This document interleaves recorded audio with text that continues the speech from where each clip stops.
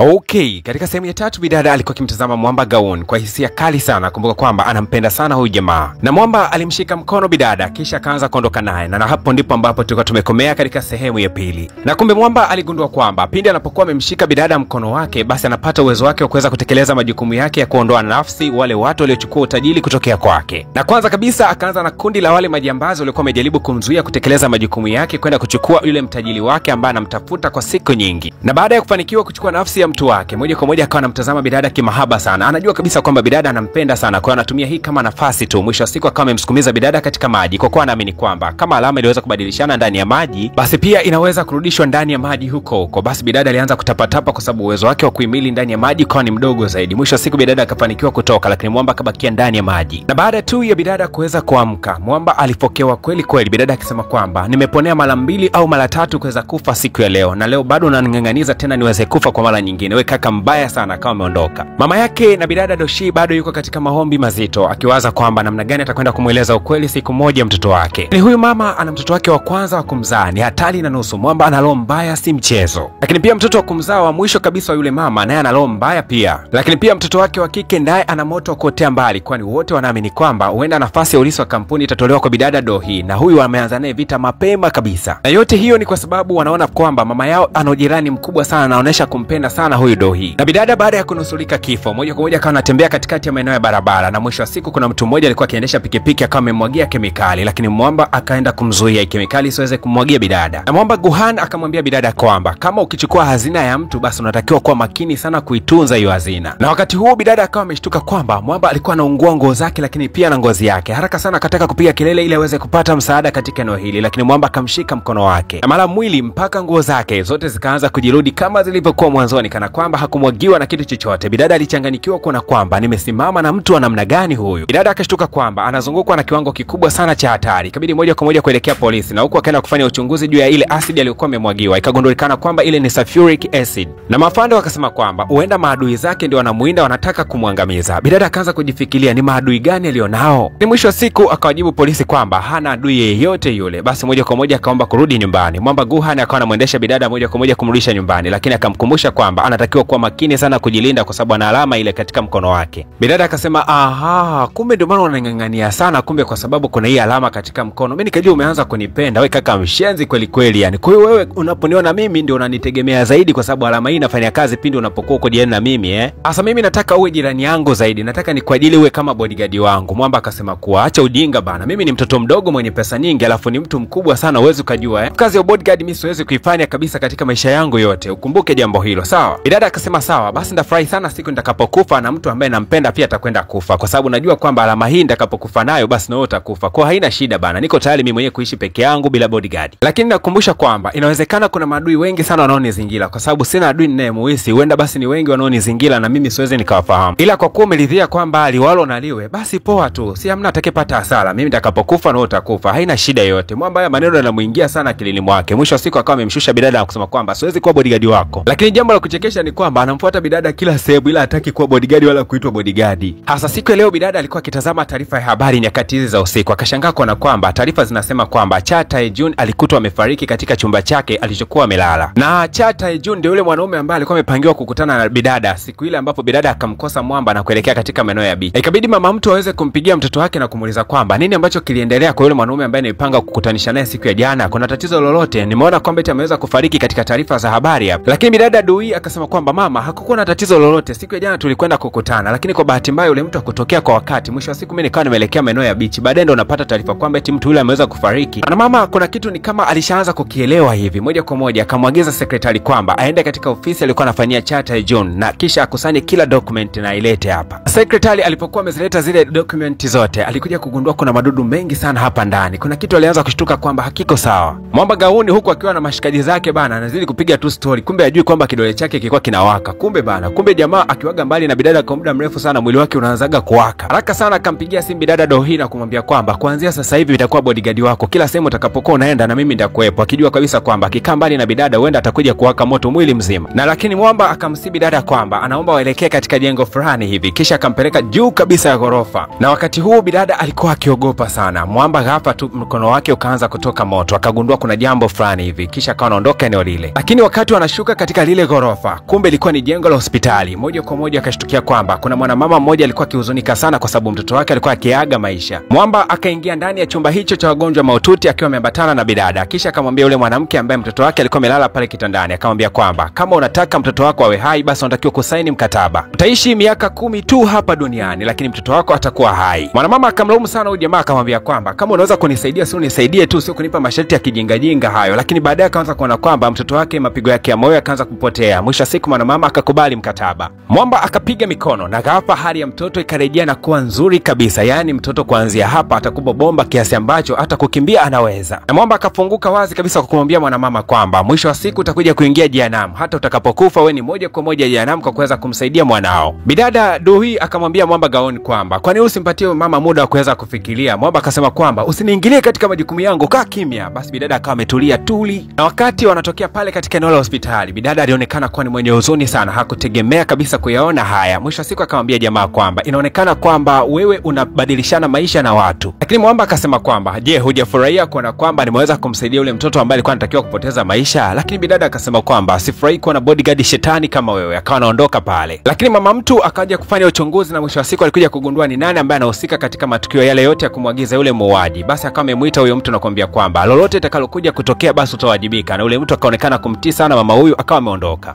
Lakini wakati mtu huyu anaondoka alikuwa anajifikiria katika akili yake kwamba lazima siku moja aje kumuua mama huyu. Bidada Duhi alikwenda kumtazama yule mtoto. Alishangaa kuona kwamba mtoto anaendelea vizuri kabisa na mama yake alikuwa na furaha kweli kweli, pia na mume wake alikuwa na tabasamu. Bidada kwa kuona tabasamu tu la wale watu akagundua kwamba ni kwa nini Mwamba Gaoni aliweza kutoa ule msaada. Basi moja kwa moja akaamua kujirudisha kwa Mwamba na moja kwa moja akapanda gari na kuanza kurudi nyumbani. Unajua ni rahisi sana kwa bidada Duhi kuweza kumsamehe Mwamba Gaoni kwa sababu anampenda, na ndivyo ilivyo katika ulimwengu wa mapenzi. Kadri mtu anavyokuwa ni mgumu sana katika kusamehe makosa yako, ndivyo ambavyo ana upendo wa mbali zaidi kwako. Lakini kamwe katika maisha yako usije ukamchiti mwanaume ukitegemea kusamehewa. Kamwe wanaume huwa hawasamei mwanamke anayechiti. Na bidada Duhi akawa amepokea SMS katika simu yake, na katika SMS hii alikuwa ni mama yake akimwambia kwamba naondoka lakini tutakutana tena mbinguni. Akajua tena mama yake anafanya masiala kama kipindi kile cha kwanza. Ikabidi kumsihi Mwamba Gaoni kwamba waambatane kuelekea kwa mama yake. Moja kwa moja walipoweza kufika katika mitaa hii walikuja kushangaa kwamba mama yake tayari alishakufa eti. Dada akamshika Mwamba mkono na kumwambia kwamba naomba uyarudishe maisha ya mama yangu. Lakini Mwamba akasema kwamba nina uwezo wa kufanya kila kitu isipokuwa kuyarudisha maisha ya mtu ambaye tayari ameshatangulia mbele za haki. Katika msiba wa bibi mkubwa kila mtu alikuwa akilia sana, lakini mtu mmoja tu ambaye